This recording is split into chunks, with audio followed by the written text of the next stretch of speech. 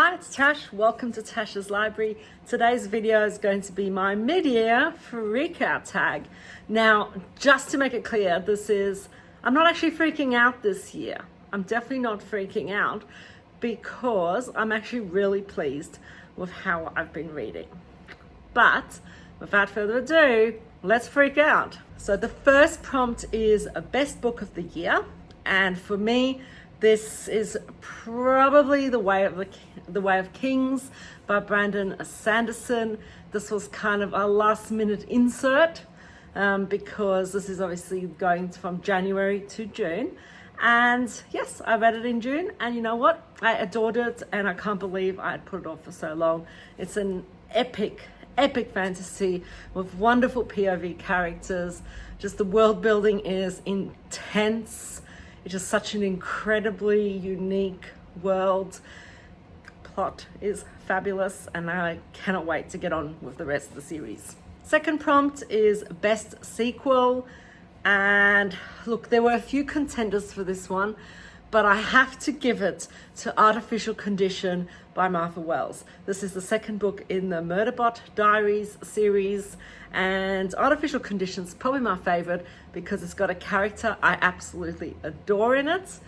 Murderbot is just so much fun. It's a comfort for me. I could read Murderbot all the time because even if it doesn't do anything grand, if it doesn't do anything different, it's automatically a 5-star read for me just because of the incredible enjoyment I experience when reading these books. And for me, this is my favorite. New release on TBR. Okay, so I've got a couple new releases that I really want to get to, which I haven't got to yet. Now I've had Hera has come out by Jennifer Saint. Now I'm not an absolute fan of all the Greek retellings, but Hera sounds fascinating because she's a bit of a kick-ass female protagonist, I reckon. And it'll be just really interesting to hear the story from Hera's point of view because we tend to hear about her stories through Zeus and other gods. So I'm looking forward to that one. Beautiful cover too. The other one I'm super keen to get onto that I had pre-ordered and it came through just as I'd finalized my July TBR, and that is Foul Days by Genevieve de Mova. And this is like folklore, monsters, urban. Sounds great. I love that kind of stuff and I cannot wait to read it. And I'm going to work very hard to get it onto my August TBR. Or maybe I'll just zip through my July TBR and get to Foul Days anyway. I don't know. We'll see. I doubt it because I got some pretty chunky books in July. But anyway, moving on. Anticipated book releases for the second half of the year haven't come out yet. For me, I have two in particular that I'm super keen on. One is Somewhere Beyond the Sea. This is a sequel to The House in the Cerulean Sea by T.J. Klune. I adored that book. It was coziness personified. Some of the characters in that are some of my all-time favorite characters. It just was like a warm hug, and I cannot wait for the second book. I will be reading it as soon as it is released. The second book that has intrigued me, I actually didn't know about it until maybe a couple months ago, and now it's like zipped up to the top of my TBR anticipated releases, and that's The Stardust Grail by Yume Kitase. And this sounds like Indiana Jones in space. Now, I love Indiana Jones. I love space. I'm gonna love this. It is a heist. It's like, oh my gosh, I cannot wait for this book. And once again, I think I'm gonna try and read it the second it is released. Biggest disappointment. Biggest disappointment for me has to be the only book I've actually DNF'd this year. I know, I usually finish the books I start. Sometimes I read them a bit quickly near the end, but this one I just couldn't do anymore. I was about maybe halfway, and I just don't care. I was not invested in the characters. I found it tedious, boring. I just I hated the story. I hated the toxic friendships in it, and I just wasn't interested. And I think it's partly because I'm not the audience for it, and that's Tomorrow, Tomorrow, and Tomorrow by Gabrielle Zevin.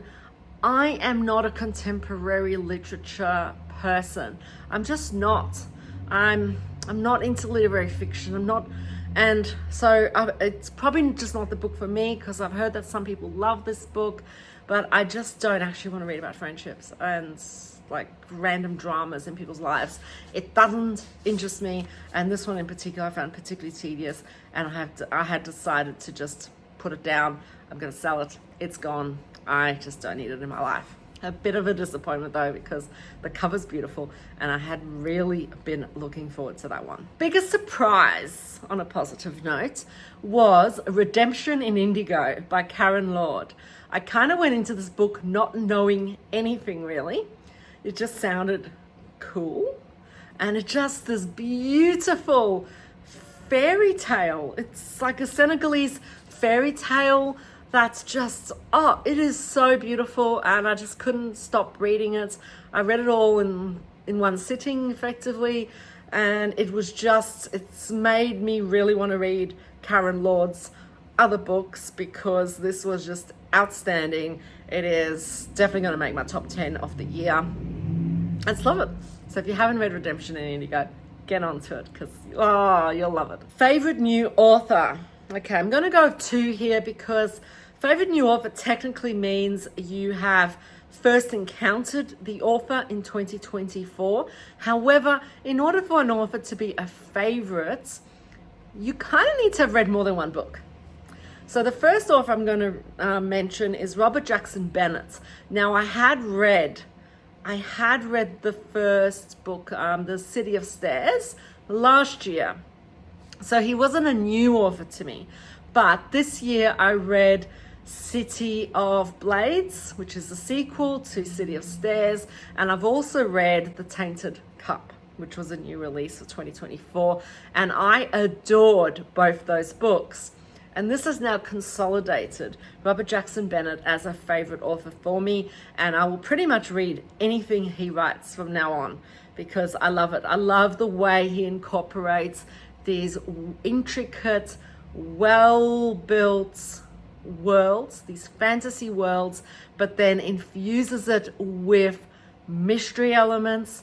The characters are always just incredibly deep, really interesting. It's just different, and they're such good reads. I love it. And it's actually made me realize how much I love mystery in my fantasies. This is a new thing I really enjoy. So if you have any suggestions, let me know.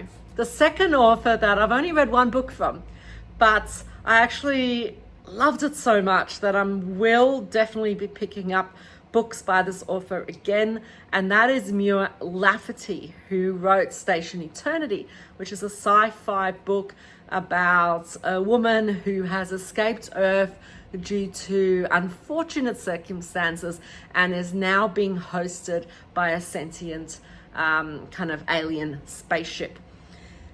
And oh my gosh, the writing in this was just so incredible, and the story was so unpredictable and so beyond what I had expected when I went into this book, that I'm just loving Lafferty's writing, and I think this is going to be an author that I'm definitely going to love from now on. All right, the other one is Fictional Crush. I don't have fictional crushes. I just don't. So I have decided to replace that with something that's closer to my heart, which is my true fictional crush, really. And that is my favorite animal companion, because I love animals, love animal companions. And therefore, if anything's going to make me fall in love with them, it is going to be an animal companion. And for me, for this one, has to be Emily Wilde's Map of the Other Lands. And within it, Emily Wilde has this wonderful dog called Shadow. And I love Shadow. He's just the ultimate good boy. And yes, I'm looking forward to reading more, hopefully, from this series that incorporates Shadow. All right, a book that made me cry. Now, I do not cry in books. I'm one of those weird kind of flat emotionless people when I read. I will occasionally make grimaces or go, oh no, or I might talk to the book or smile or whatever, but I don't really laugh or cry when I read. Not out loud, not visibly. I might feel sad, I might feel happy, but I don't cry or laugh. But anyway, closest thing, a book that made me sad, and that was probably Wolf in the Whale by Jordana Max Brodsky. Now, when I say this made me sad, it doesn't mean I didn't love this book, because I adored this book. And there were times when a lot of this book actually was very uplifting, very just intriguing. And I wasn't sad for all of it, but there were certain moments in it where I was just like, oh, that was a bit sad. That was a little bit sad. And if I were a crier, I would potentially be crying. But yes, if you haven't read this book though, you must get to it, because it is just the most beautiful Inuit retelling, just Inuit folklore intermixed with Norse folklore. And it's just so beautiful. The landscape is just almost a character in itself. Yes, gorgeous, gorgeous book. Anyway, a book that made me happy. Now, look, for different reasons, I'm going to go with two just because they're fairly similar in my mind. First one's A Quiet Life in the Country by T.E. Kinsey. This is just a cozy mystery that just made me was so comforting. It was just so comforting. It made me really happy to read it. I love the characters, and it made me smile throughout it. So definitely would be one of them. The other one is Wish Song of Shannara by Terry Brooks. I am loving the Shannara series. I've read the first two in the original trilogy and adored them. Just absolutely adore them. I just love that very traditional quest fantasy. It's almost like coming home.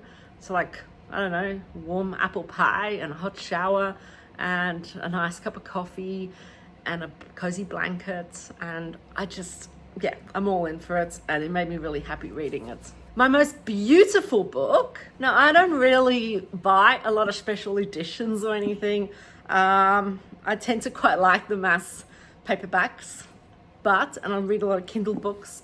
But probably the prettiest book I have bought this year is a collection of works by H.G. Wells. This is a leather-bound edition, like really cool designs on it, all gilded, and it's just like kind of cool. And it's got a whole collection of his stories. The end papers are really, really pretty, and it's got gilded edges. And yeah, I actually think that is probably the prettiest book I've purchased. All right, favorite adaptation. This is super easy because I don't really like watching TV or movies very much. And so the only adaptation that I've watched that I've really enjoyed so far, and I do have some that I still need to get to, but the one I have enjoyed was Foundation. Now I know it is not like the books. It is completely different from the books in so many ways. But I really liked it in terms of how it captured the overall feel of the books and how it created some of the world of the books. Now, I know the characterization was completely different, but I went in expecting that because really Foundation is not a character-driven book, and it wouldn't work for TV, let's face it. You can't have a TV series where you find out nothing about the characters, you don't get attached to the characters. It wouldn't have worked. So I actually think the way it was adapted was really interesting, and it was a really captivating TV show in my mind.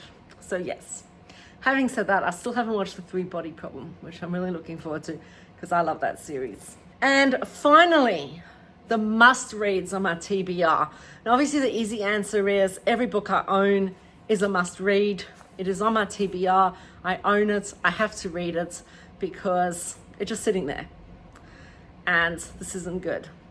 All right, but I do have some priorities. So I definitely want to get onto Fall of Hyperion by Dan Simmons. I loved Hyperion, and it's actually a crime that I haven't continued this. The City and the City by China Mieville. I'm super keen to get to this. It sounds really, really cool. And I'd actually hoped that I could have put it onto one of my previous TBRs. Didn't quite work out. But anyway, I will get to that this year. Then, speaking of Robert Jackson Bennett's, I do want to finish up City of Miracles, which is the third book in that series. And yes, I pretty much just want to read everything that Robert Jackson Bennett's ever written, and therefore I have to get to that book. I also want to continue with Sun Eater by Christopher Rocchio, and I'm on to Demon in White next, and I've heard that this is the best book in the series for a lot of people, so I'm super keen to get to it. Then I have to complete the Rhyrea Revelations by Michael J. Sullivan. I'm on to the third book with Heir of Novron, so I definitely want to get that before the end of the year. I then need to continue John Gwynne, and I want to read The Hunger of the Gods. I love The Shadow of the Gods. The Hunger of the Gods was on my June TBR, and I didn't get to it. I ran out of time, and it's sad because it was probably one of my most anticipated books. But anyway, I will read it this year. Hopefully, that's another anticipated release. It's The Fury of the Gods. Forgot about that one. But yes, hopefully I'll read both of them this year. I also want to get to A Memory Called Empire by Katie Martine, just because it sounds cool. And I really like space opera. Then I want to read Ninth House by Leigh Bardugo as well, mainly because it fits one of my art fantasy bingo squares, but also because I'm just intrigued. I'm quite intrigued. I really enjoy Leigh Bardugo's writing. I like dark academia, and I'm intrigued to see what she does with that. And finally, I want to continue The Chronicles of Amber by Roger Zelazny, because my favorite new author last year was Roger Zelazny. Yes, I love Roger. Anyway, so I'm definitely going to continue The Chronicles of Amber. I probably won't get to all of them, but I'm hoping that I can at least read one, hopefully a few, before the end of the year. Anyway, that is it. That is my mid-year freak out. As you can see, I'm not really freaking out. I mean, I always have books on my TBR, but I've also met a lot of my goals this year, so I'm quite happy with how I'm going. Anyway, thank you for watching, and until I see you next time, take care.